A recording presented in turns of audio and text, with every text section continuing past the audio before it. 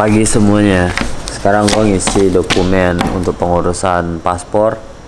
Itu diserahkan nanti di KJRI. Tapi sebelum itu gue mau bikin bank dulu ntar jam 9. Habis itu Jumatan, habis itu kita ke KJRI. Oh ya, sekarang gue ada di Masjid Mio. Gue nginep di sini, Masjid Istiqlal Osaka yang ada di Jepang. Tempatnya nyaman banget. Aku pikir gerah ya karena musim panas, tapi di sini sejuk banget ya masjidnya. Ini lantai 1, tempat pintu masuk pertama sini. Lantai 2, 3-nya udah keren banget pokoknya. Ada yang mau gue sampaikan ke kalian, kalau teman-teman mau ngurus paspor atau apa, mau berurusan apa sama KJRI itu semua, usahakan sebelum datangnya reservasi dulu ya. Ada websitenya KJRI Osaka atau Tokyo. Kalian daftar kapan mau hadir, lihat jamnya apa. Setelah itu kalian baca-baca persyaratan yang ada di website. Mau bikin paspor ada syarat-syarat, ada dokumen formulir yang harus kalian isi. Itu semua kalian harus lengkapi sebelum berangkat, karena biar tidak nanti di sana itu ndak ribet, ndak nunggu-nunggu lagi ya. Ini seperti gua ini udah gue fotokopi KTP semua, paspor, dan gue udah isi formulir, tinggal foto. Dan langsung nih kita serahkan. Jadi kalau kalian mau ngurus paspor atau apa semua itu di KJRI, usahakan kalian tuh harus daftar lapor diri juga ya. Kalian harus mendaftarkan diri kalian di KJRI, website KJRI itu. Kenapa begitu? Kalau kalian sudah lapor diri, kalian bisa didata sama KJRI. Kalian di mana? Kalian sehat apa tidak, kalian kesusahan enggak, kalian meninggal atau bencana atau apa, semua itu bisa dilacak di websitenya ya. Kalau kalian sudah lapor diri, kalau kalian belum lapor diri nanti tidak bisa. Dan nanti kalau pengurusan dokumen semua nanti bisa sulit ya. Makanya sebelum ke KJRI ngurus semua itu harus lapor di KJRI di websitenya. Ada peduli warga negara Indonesia namanya, lapor diri. Oh ya, untuk dokumen kalau sudah jadi ini kalian disuruh pakai letter pack yang harga 520 yen, dan biaya pembayaran ke rekening KJRI itu sekitar 3.300 yen. Kalau di Indonesia ya 400 ribuan lah. So, oke guys, kita berangkat dulu. Gue lagi ada di foto box ini, kita foto sendiri nih. Yes. Lumayan terlihat. Do not forget to close the curtain, please. Shooting gear button. Mana-mana ganteng. Then, when it is complete, Okay. using the example on the screen, so will be available.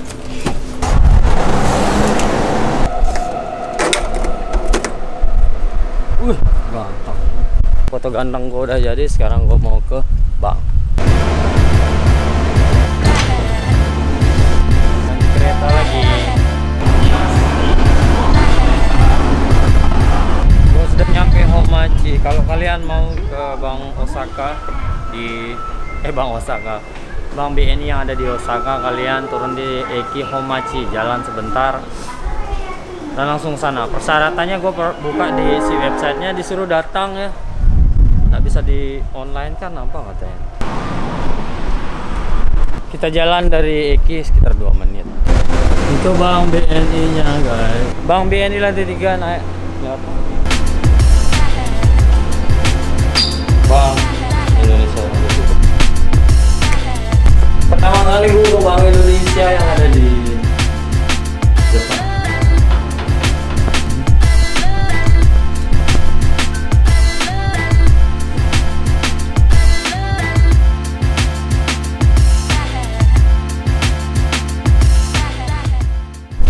Oke, gue sekarang naik taksi. Kita mau ke kantornya Pak Diki,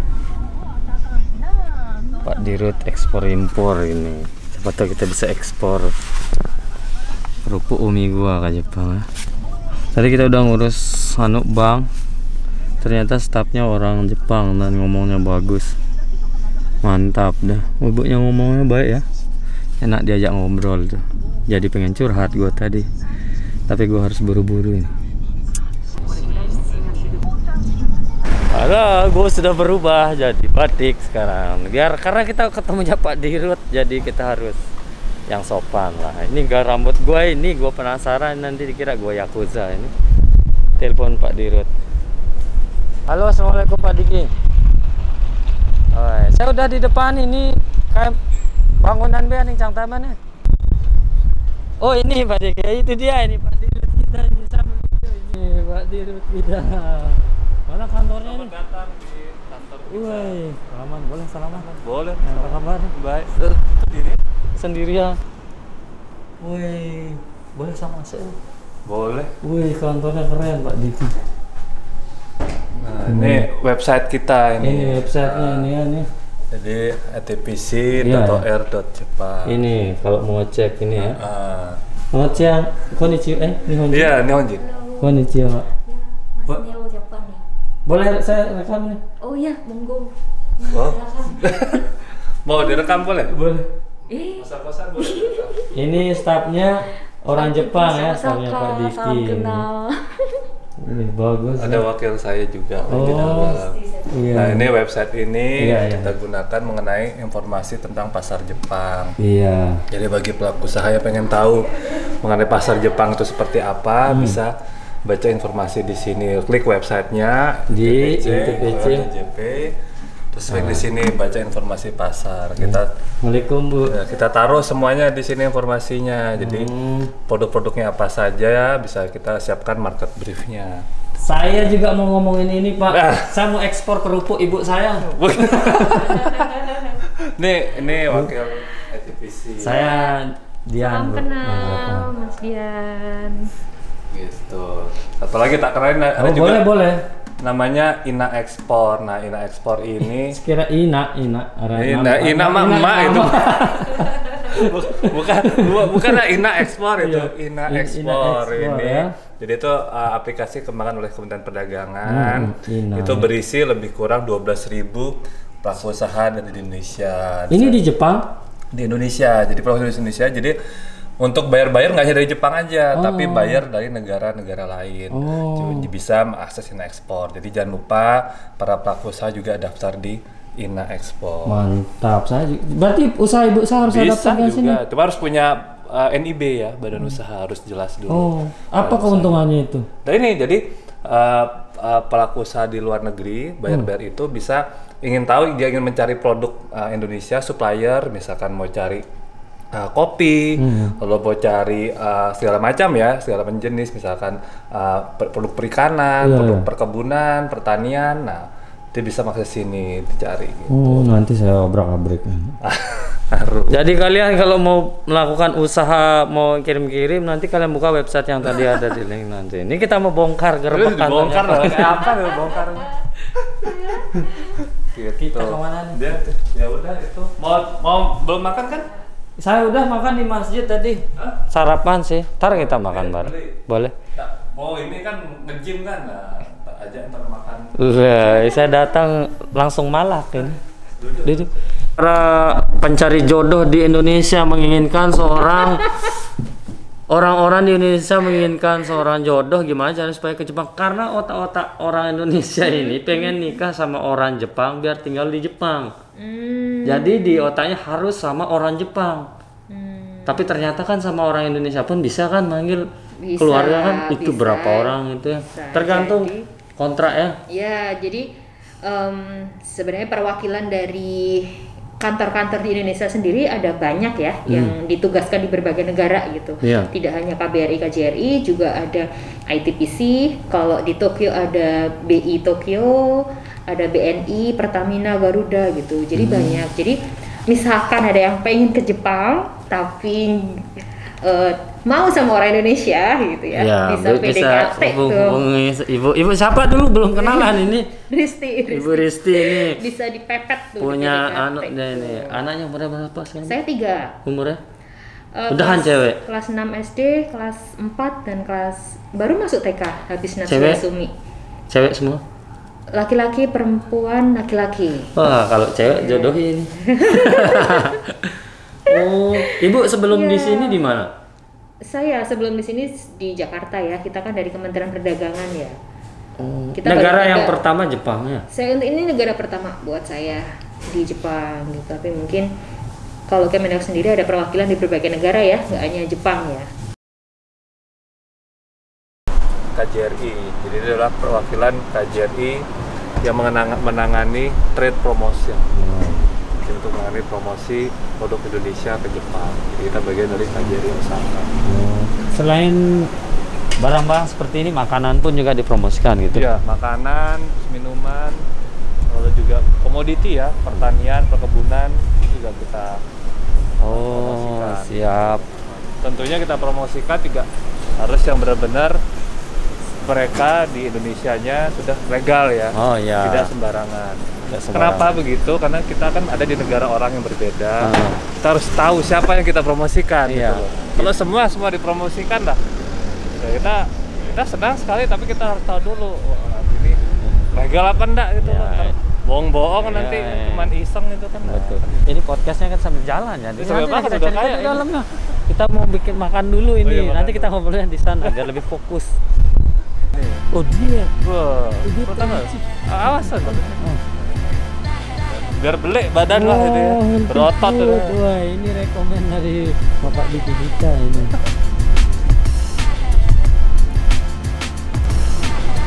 Oh guys, jadi ini makan sampah. Ini ternyata Pak Diki juga suka fitness dia, Mai. Six pack. Dulu six pack.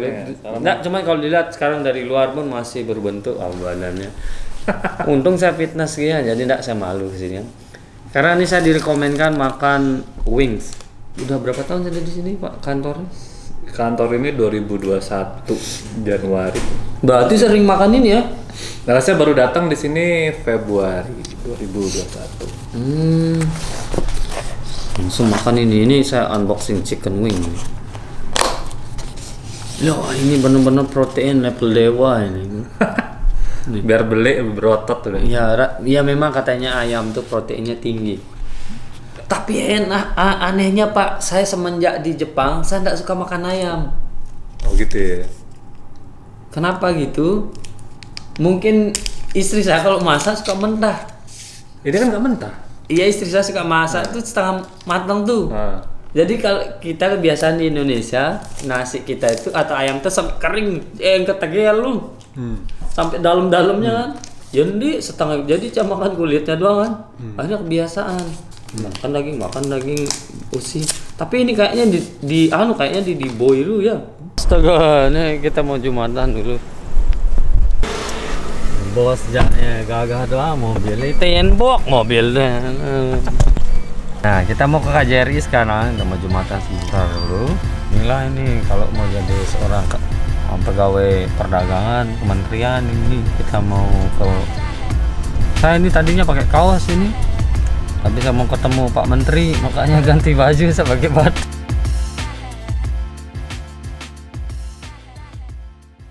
Ini habis seruduk sama mobil sampah. Diginiin kayaknya. Oke, jadi kita udah ngurus paspor tadi. Udah dibantu sama Bapak kita ini, Bapak Diki yang ganteng. Bapak Dodi juga yang ganteng tadi yang udah, tapi kita mau fotoan sebenarnya tadi atas, tapi karena rapat jadi nggak bisa ya mendadak. Nanti kita bikin acara lagi next time sama KJRI sama Pak Diki ya. Kita mau masak-masak di ruang terbuka di Jepang nanti. Kita bombardir nanti di sana ya pakai masakan Indonesia tentunya ya. Makasih Pak Diki ya, hari ini udah sudah sopirin saya, udah nungguin saya ini. Nggak enak ini jadinya. Semoga dapat pahala banyak ini. Karena kita mau balik ke kantor dulu nih.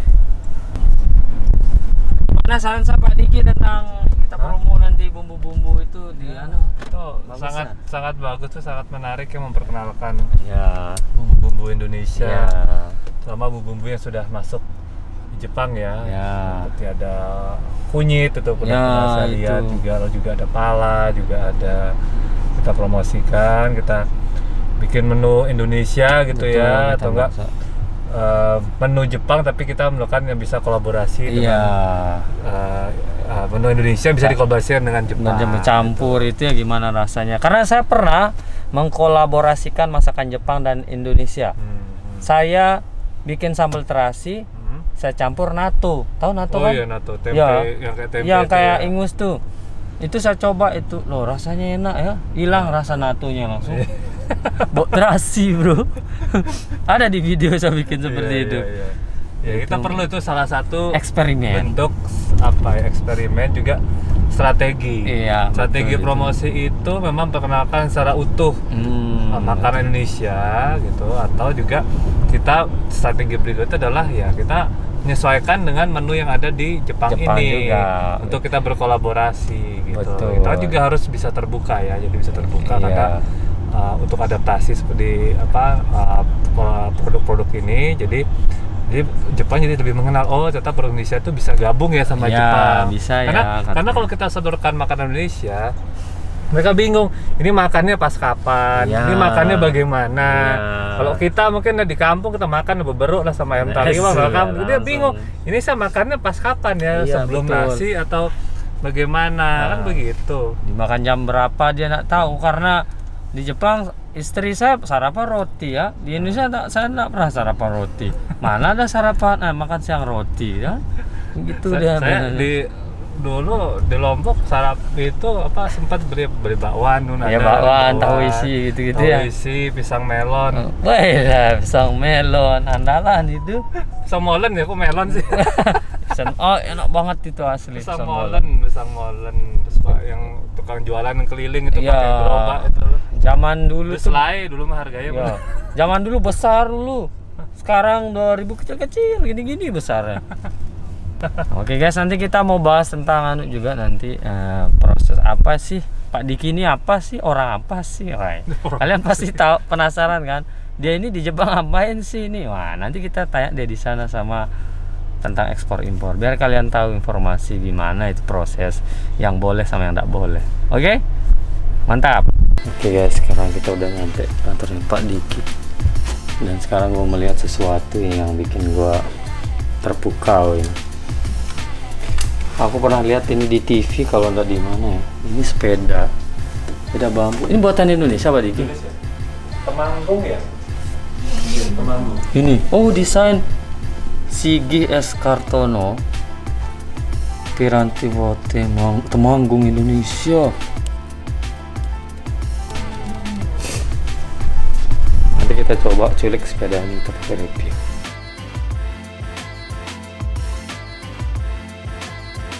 Saya ada lihat sepatu Made in Indonesia, bangga sekali saya tuh. Sepatu Made in Indonesia. Itu gimana itu? Dia sistem ngirimnya per request dari Jepang atau kita yang nentuin juga? Nah, ini adalah salah satu. Jadi gini, Indonesia sama Jepang itu sudah